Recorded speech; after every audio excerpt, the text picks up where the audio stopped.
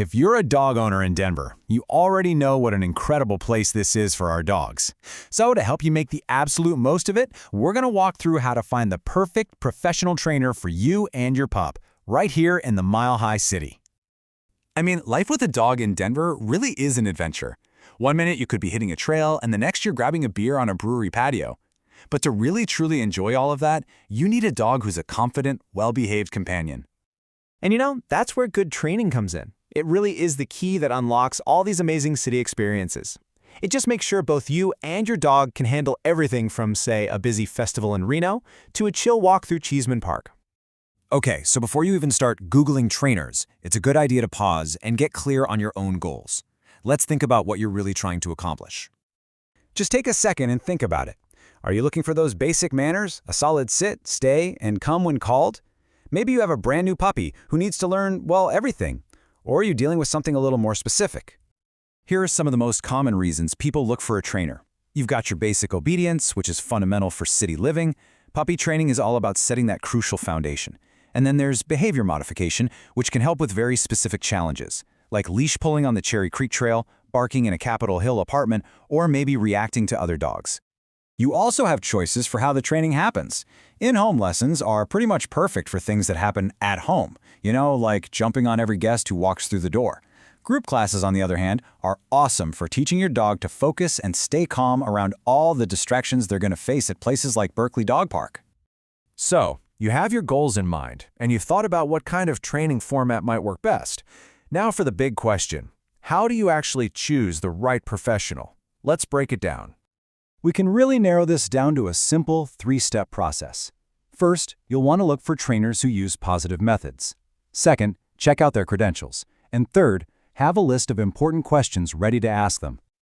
This right here is the main takeaway. Positive reinforcement really works. It builds trust with your dog, and it creates change that actually lasts. And this is especially true in a dense city like Denver, where humane, quiet methods go a long way in keeping the peace with your neighbors.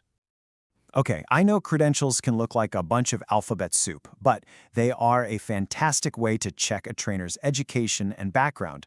For example, CPDT-KA just means they're a certified professional dog trainer knowledge assessed, which shows they've passed a big exam.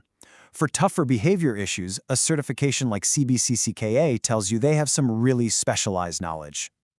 Here's a super practical checklist for when you talk to a potential trainer.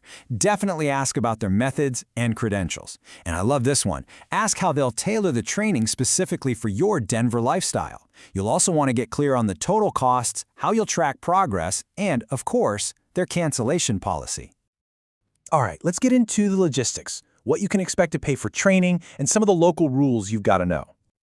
So, prices for training in Denver can vary quite a bit, as you can see.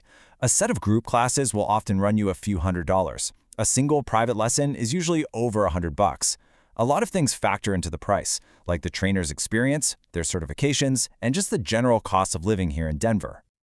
Now, this one is huge. Denver has a very clear leash law. Unless you are physically inside the fence of an official dog park, your dog has to be on a leash. No exceptions.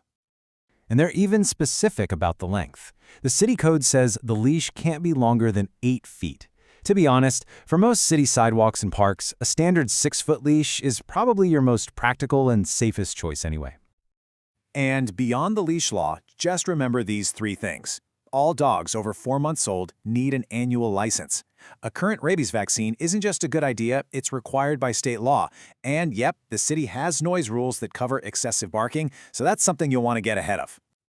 So, once you've done the work with a great trainer, the really fun part starts. It's time to get out there and actually enjoy the city with your awesome, well-behaved dog. And this is where it all pays off, right? You can practice that nice loose leash walking on the Cherry Creek Trail, you can work on your recall at Berkeley Dog Park, or you can teach your dog to just chill out on a patio in Reno. These are the real-life rewards of all your effort. When it comes down to it, finding the right trainer is about more than just fixing a few problems. It's about building your dog's confidence and making your bond with them even stronger. It opens up this entire amazing city for both of you to go out and explore together. I wish you the best of luck in finding that perfect fit and enjoying everything Denver has to offer with your best friend.